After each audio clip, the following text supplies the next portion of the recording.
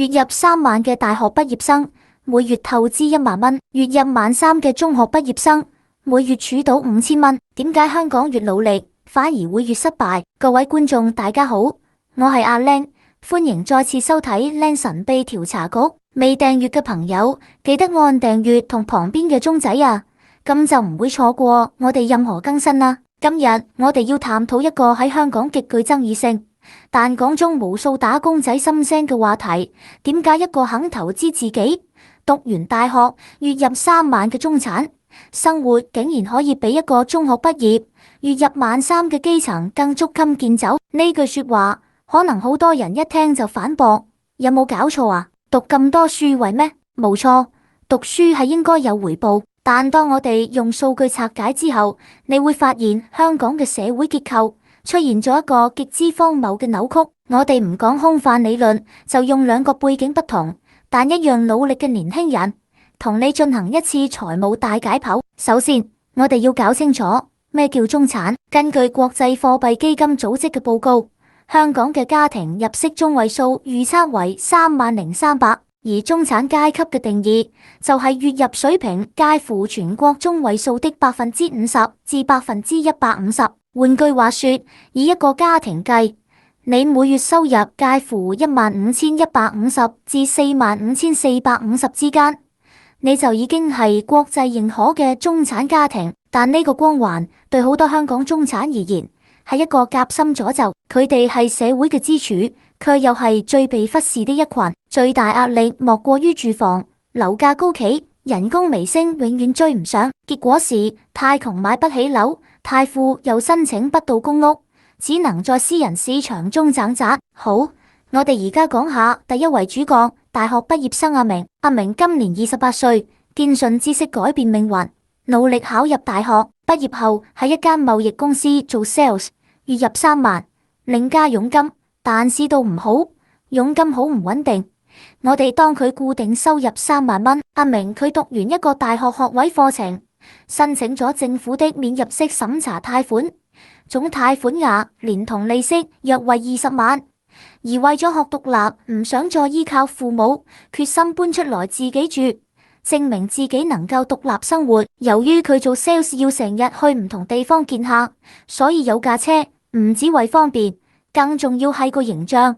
而個形象係建立客戶信任感嘅工具，呢個係香港職場一個好現實嘅潛規則。好，我哋就同呢位住學債、為咗事業同獨立而奮鬥嘅阿明計一計佢每個月嘅數。一、住屋。為咗平衡租金同空間，阿明選擇咗一個市區嘅新樓盤單床樓，例如深水埗的奧海，一個實用面積約200尺嘅開放式單位，月租大約13000。二、強積金供款。法例規定3萬乘5等於即係1500。三、交通費。住宅車位月租約2500，中環同其他見客位置時租貴用，以中環等地時租約30到45每小時計算，一日駁8小時，平均301日，一個月22日工作天，約6600。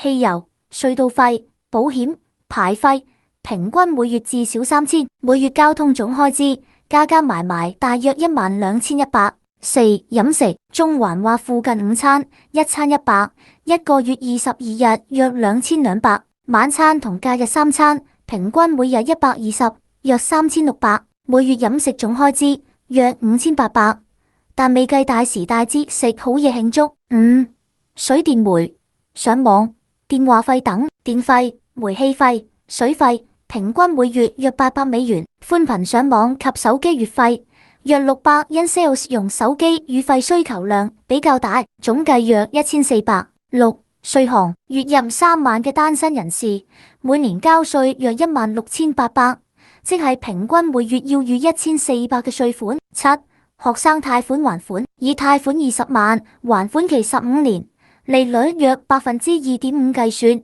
每月還款額約為1330。呢條數係佢投資未來嘅代價。八、生活其他雜費。買宴客衫、剪頭髮、社交應酬，每月2500。醫療保險，偶然睇醫生，每月逾500，總計3000。大學畢業生阿明每月支出40930，而每月收入3萬，變成每月負債10930。大家見到未？我哋嘅大學生阿明每月月頭已經注定要透支10930，呢個數仲未計佢要俾家用同供保險，佢份量唔單止唔夠生活，更恐怖嘅係佢頭上仲有15年嘅學生貸款要還。佢嘅所謂中產生活係建基於不斷食老本，靠信用卡透支或者父母暗中資助。佢當初努力讀書換來嘅係一個更深嘅財務陷阱。睇完大學生阿明嘅悲歌，我哋講下第2位主角，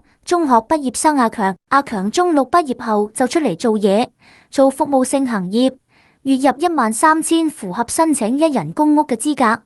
而且佢好早就排隊成功上樓，住緊一個市區公屋單位，係九龍區做代應。阿強沒有學債，因沒有讀大學，而且有安穩居所，因公屋為他提供了最強大的財務保障。我哋同阿強計下數先：一、住屋，公屋租金一人單位月租大約2000；二、交通，阿強冇居，搭巴士地鐵，每日來回約30，一個月26日約780。三、飲食，阿強慳儉，午餐食飯肯40，晚餐自己煮或買外賣60，每日飲食開支約100，一個月3000。四、水電煤，電話費，公屋水電煤平啲，加埋電話費，每月約700。五、生活其他雜費，買衫、娛樂等，每月1500。中學畢業生阿強每月支出7980，而每月收入13000，每月可儲5020。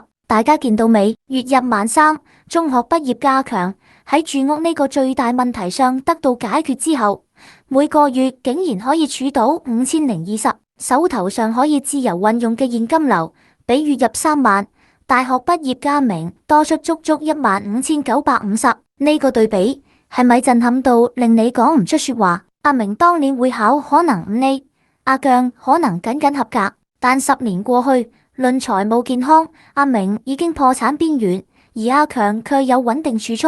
問題唔係阿強唔努力，亦唔係佢攞住數，而係個遊戲規則，由頭到尾都係懲罰緊好似阿明咁跟足規矩去努力嘅人。係另一方面，為咗買樓，阿明有諗過不如慳啲，放棄家居，儲錢買樓上車。咁我哋又後嚟睇下佢要面對咩現實。假設阿明放棄養車，每月即刻多返12100，變返有1170盈餘。目標係買一個較貼地的400萬兩房單位，首期假設借盡90%，年雜費需要約50萬，當佢每月可以儲到1170，而仲未計稅款、季度性支出同任何意外，儲蓄時間則要約427個月，即係35.6年。阿明而家28歲，要儲到63歲先夠俾首期。就算其發生，阿明想倒車，貸款額360萬，按揭利率假設3%，供款期30年，每月供款高達15180美。係話阿明就算想倒車，份量購買 MPF 得返28500美，連供樓都唔夠。呢個就係香港中產面對嘅殘酷現實。呢種強烈嘅對比喺網上引起咗極大回響。有網民直言，細個信父母講要努力讀書，結果大學畢業日日 OT 揾到3萬蚊，發現自己被成個社會玩緊。你越努力跟足規矩玩，就懲罰得你越甘。呢種努力無用嘅挫敗感，正正就係香港社會最深層嘅焦慮。當然，我哋必須強調，阿強嘅生活並唔係奢華，只係基本安穩。而阿明嘅故事亦唔代表所有大學畢業生，但卻反映咗一個日益壯大嘅群體困境。到底係咩嘢原因搞到咁呢？一、住房政策的失敗，這是核心中的核心。公屋供應不足，將大量市民推向私營市場，推高租金，直接榨乾中產收入。二、教育投資回報率下降，大學學位貶值，但成本積學卻真實存在，導致一代人畢業即負債。三、稅制與福利脫鈎，中產是納稅主力，但福利與他們無緣，感覺如同為一個令自己生活困頓的系統供款。各位觀眾，我哋今日嘅目的並非挑動階層鬥爭，亦不是貶低任何人的生活方式，我哋係要用數據、揭示一個扭曲嘅結構性問題。當一個城市嘅制度令到一個願意投資教育、願意努力工作、願意經濟獨立的年輕人感到前路茫茫、財政崩潰，而另一個選擇早早投入社會、享受公共房屋資源的年輕人，反而能獲得財務上的喘息空間，這個城市的激勵機制就已經出現了嚴重偏差。問題不在於阿將們得到了保障，而在於為什麼像阿明這樣跟隨社會期望一步步前行的人，反而成了最孤立無援的一群。這難道就是我們社會對努力的定義嗎？而你現在又處身喺邊一個位置？你寧願做不斷向上掙扎的阿明，還是安穩的阿強？又或者你有完全不一樣的看法？歡迎在留言區分享你的意見。今集時間差唔多啦，大家請記得按 like 同 share 俾身邊嘅朋友，繼續支持我哋。下集再見，拜拜啦！